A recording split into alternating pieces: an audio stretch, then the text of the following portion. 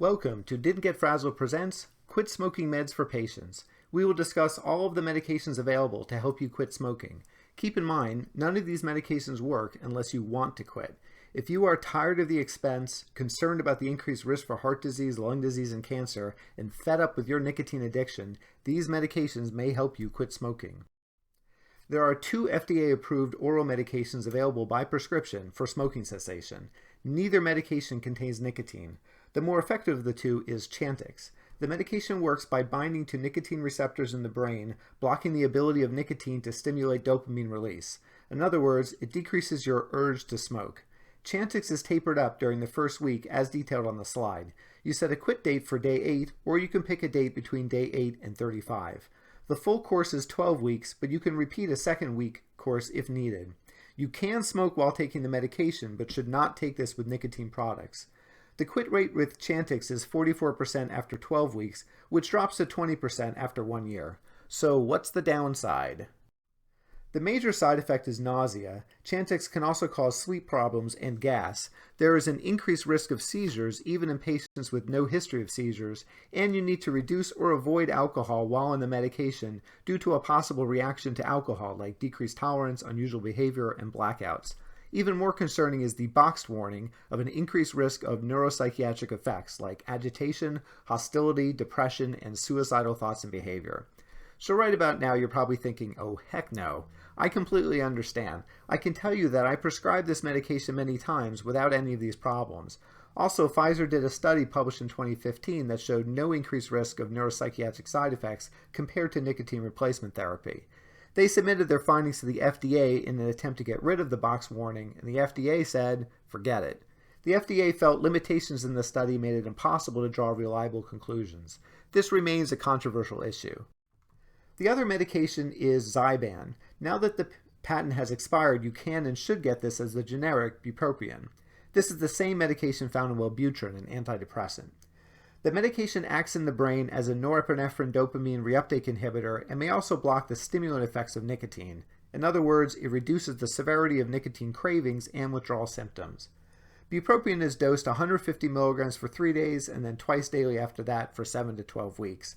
Set a quit date during the second week of treatment. Unlike with Chantix, you can take nicotine replacement products while using bupropion. The quit rate is 30% after 12 weeks and 15% after 1 year. So what's the downside? You should not take bupropion if you have a seizure disorder, an eating disorder, or have recently stopped medication like sedatives, MAO inhibitors, or seizure medications. Side effects of bupropion include nausea, headache, and insomnia. There is also a box warning for neuropsychiatric reactions, including suicidal thoughts and behavior. Like with Chantix, it is unknown if this is due to the nicotine withdrawal or the medication itself. The remaining options are all nicotine replacement products. The patch provides a steady level of nicotine, which may help lessen the physical signs of withdrawal. Start with the 21 milligram dose if you smoke more than a half a pack per day, and taper down to the 14 milligram and the 7 milligram dose. If you smoke a half a pack per day or less, start at the 14 milligram dose and taper to the 7 milligram dose. Apply a new patch in the morning whenever you would usually begin smoking, and remove the patch at bedtime. Be sure to discard this and all nicotine products in a way that children and pets can't get to it. Rotate patch sites in your skin each day and do not cut the patch. Also, do not smoke while wearing the patch. Seriously, you will get quite ill. If you must smoke, remove the patch, wash the area in your skin, and wait a minimum of 2 hours before smoking. So what's the downside? Side effects include mild redness, itching, or burning at the application site. Trouble sleeping or abnormal dreams can occur, especially if you forget to remove the patch before going to sleep. If you are getting too much nicotine, you can have nausea, dizziness, a fast or irregular heartbeat, blurred vision, and vomiting. While smoking causes a sudden increase in nicotine level followed by a steady fall, the patch gives you a constant level of nicotine. This is a different experience, and many smokers have cravings despite wearing the patch. You can get around this by mixing the patch with one of these short-acting nicotine products. This has been shown to improve quit rates.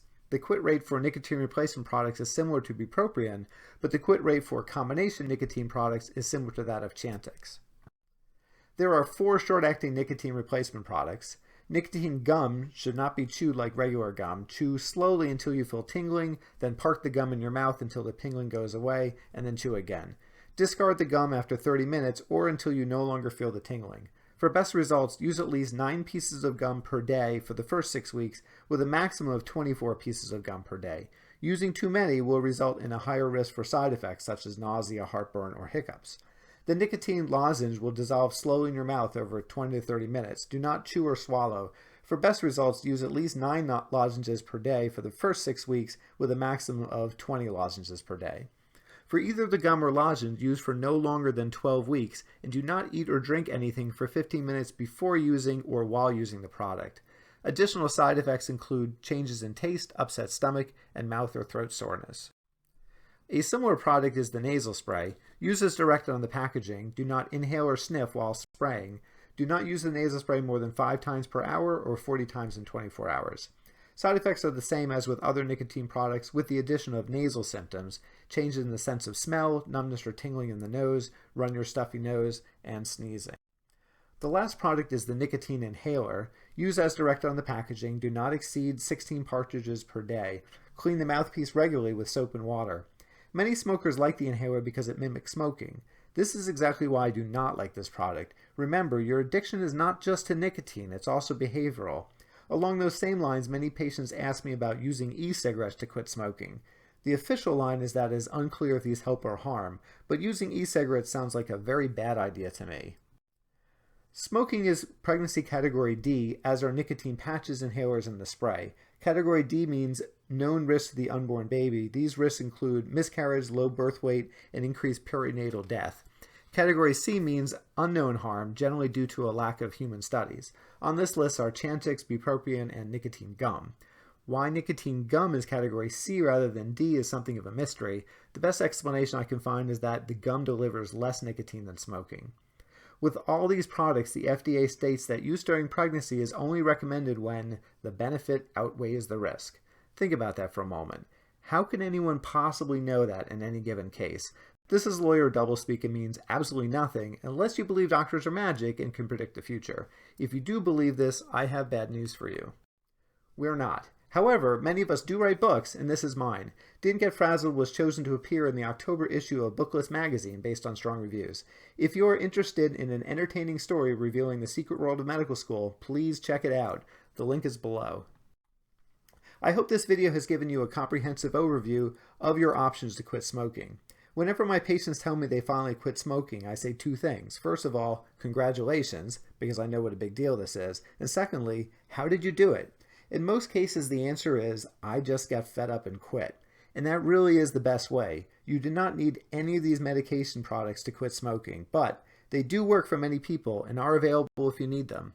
As with all medications, prescription or over-the-counter, talk to your doctor first before you start.